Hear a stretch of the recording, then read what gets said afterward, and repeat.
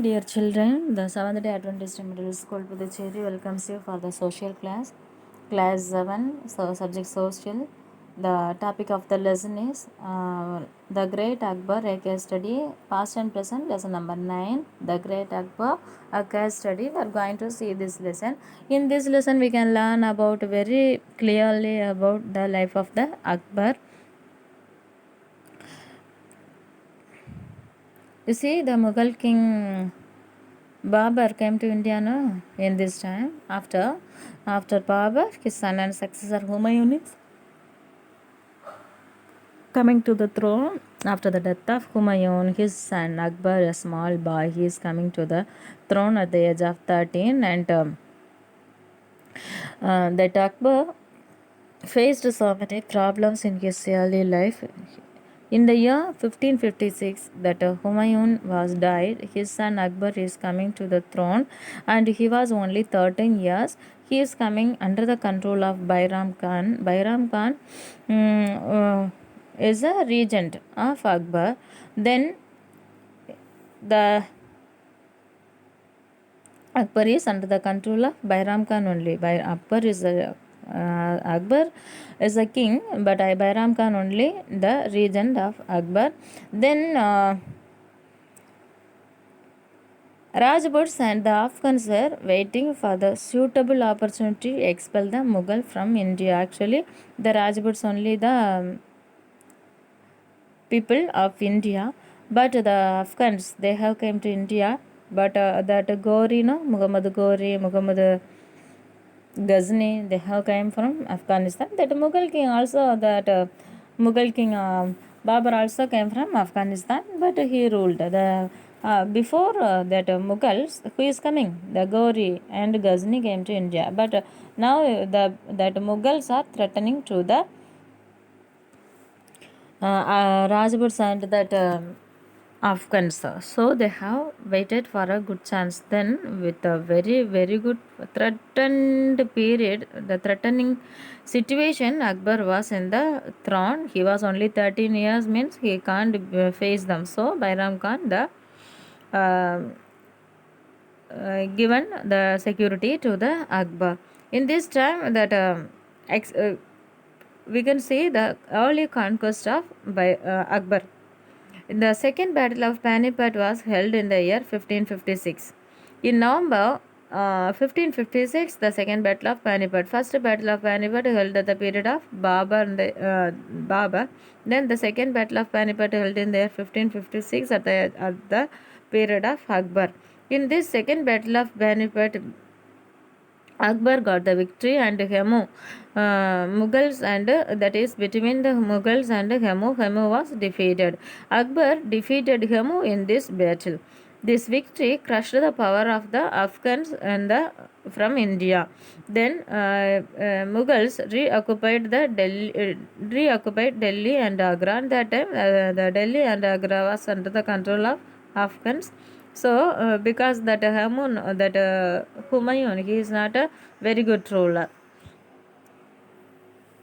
Then Akbar strengthened his control over Gwalior and Ajmer. In the year 1562, the Mughal forces annexed Malwa, and in the year 1564, Akbar attacked the kingdom of Gondwana, and its queen Rani Durgavati put up a stiff resistance and died fighting. Durgavati, there is a revolt against 1564 against Durgavati. Akbar defeated Durgavati, and Durgavati was dead. Durgavati, a strong ruler, but a strong queen, but she also defeated by Akbar.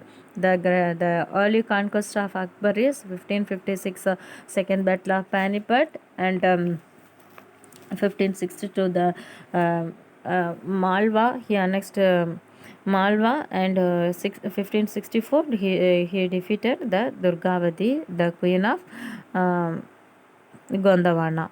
Then the Rajputs also have very uh, enmity with the Akbar, but Akbar realized that he needed support from the Rajputs, so he got married some Rajput princess also, and he have given the positions, in the good positions, the Rajputs are appointed in the good positions. In the year 1576, the Battle of Haldigati, Akbar defeated Rana Pratap.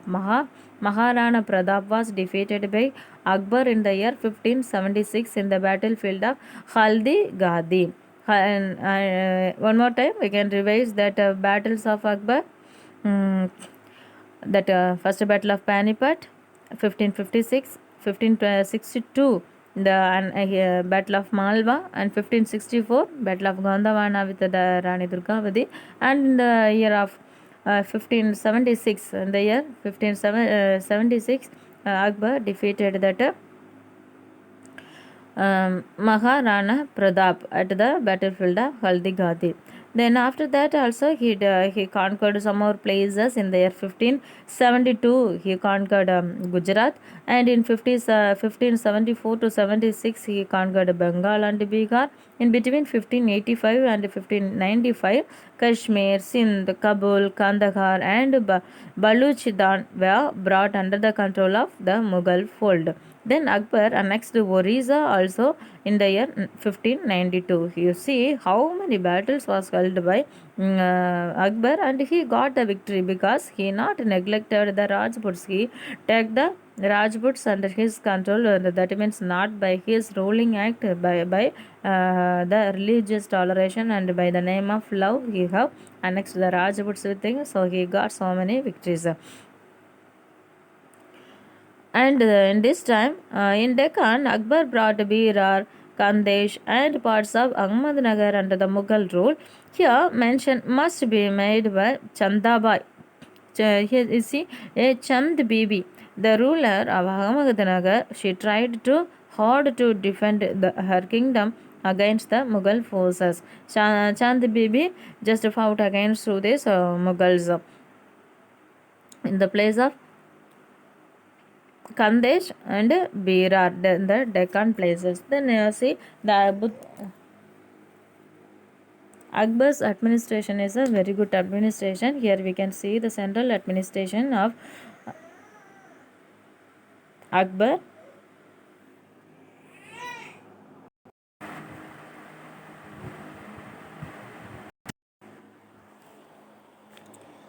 In his administration, he assisted many officials. The Wazir of the Diwan was the head of the revenue department. Mir Bakshi looked after the military department. Kani Saman attended the needs of the royal household. And Sadari Sadur kept the record of grants and donations. Kasi was the chief judge. For everything, there is a leader. Okay. Then provincial administration is called as the empire was divided into provinces, and that is called as sabas, each headed by the governor. Each sabas headed by the government, and they are called as subedas. And that subedas, each sabas were divided into sarkas or districts, and each sarkas are divided into parganas. Sabas, sarkas and parganas. Then the lowest administrative unit was called as panchayat. Nowadays also the panchayat system, now we have land in the rural administration. Then the Kotwa looked after the town administration. Here the revenue administration was by whom? Already we have land, no? Who? That Basir or Diwan was the revenue administrator, and the Akbar followed the revenue administrative system of Sir the Suri. Then so he is called as the follower of Sir. In the year 1580, a system called the Dazala was introduced by Akbar, and under this the average produce and the average price over the last 10 or last 10 years were calculated. The tax to be paid for the year was fixed on the basis of this average. By the basis of this average only, the peasants has to pay the tax, and generally one third of this figure was the share of the empire. Then the Akbar encouraged the internal and overseas trade also. The trade, agriculture, everything encouraged by Akbar. He have the trading contact with China, Central Asia and Europe, indigo, spices and salt pepper exported to these countries, this China, Central Asia and to Europe. The army administration also very good, and this Mansabdari system was followed in the army administration by Akbar, and the Mansabdars were promoted. Nowadays also, if a policeman also, they will get the head constable, and after that they will get the sub inspector, then they will become the inspectors. If they are having age means, they will go to the higher positions. In Akbar court, the Mansabdars also promoted, and if they are doing any mistakes means they will be demoted. Nowadays also, if any government employees are doing any mistakes means, they will get the suspension order, like that somebody will be demoted. When the Mansabdar died, his Jagir was taken away and given to someone else. After the death of the Mansabdars, his position will be given to the another's. Then this religious policy, already we have learned about the religious policy also. Akbar followed the which religious policy? Religious toleration. He gave the good places in the good positions. The Rajputs also allotted appointed in the good position in Akbar's court, and that Akbar married the Rajput princess also. Through this we can understand the religious toleration of Akbar, and he was abolished the jizya tax, that is only for the Hindus to pay for the pilgrimage, but that is abolished by the Akbar in the year 1564. And that Fatehpur Sikri, that is a complex, that is one of the universal heritage, that UNESCO World Heritage Site. You see that Fatehpur Sikri, there he have introduced, built one hall for worship. Every people, any religion, there is no skulls and at all, only a hall, a prayer hall. The people can gather there for the prayer. That for that purpose, that Fatehpur Sikri hall was planned by Akbar, and Akbar participated in Hindu festivals such as Holi, Diwali, Raksha Bandhan. These are the Hindu festivals. No? In these festivals also, Akbar involved himself, because Akbar is a Mughal king. He is a Islamic Islamic human, and that is a Islamic dynasty only. In this time, you see the cultural contribution of the Mughals in the period of Akbar is the art and architecture also very developed. The Agra fort is one of the impressive structure of Akbar, and he built a tomb for his father Humayun, that is also one of the popular tomb. Then we can see the paintings of Akbar. Now Akbar patronized painters and calligraphers. He established many royal karhanas or workshops. There were workshops in which many painters worked. According to a contemporary source, Akbar employed over 100 painters. The paintings had varied themes. The painters will do what?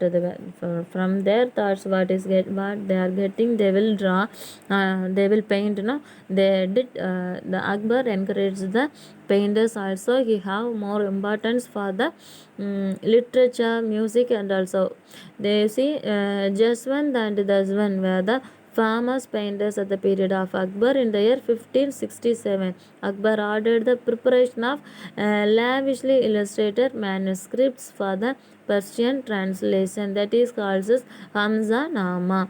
Then Akbar encouraged the Persian literature also. Mahabharata translated into Persian, Ramayana and Mahabharata translated into Persian language, and Abul Fazl wrote A biography of Akbar called the Akbarnama. Akbarnama wrote by Abul Fazl, that is the part of called Aini Akbari.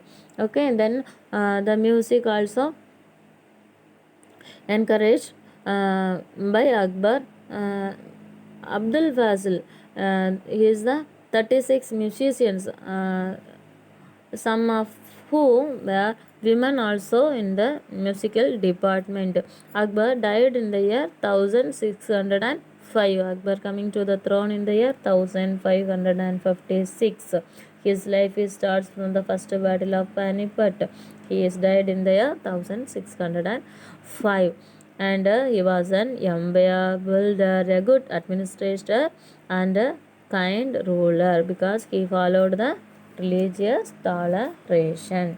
Okay, God bless you, dear children. Watch the video very carefully and go through the lesson after this video. Thank you. God bless you all. We will meet in the next class. Thank you.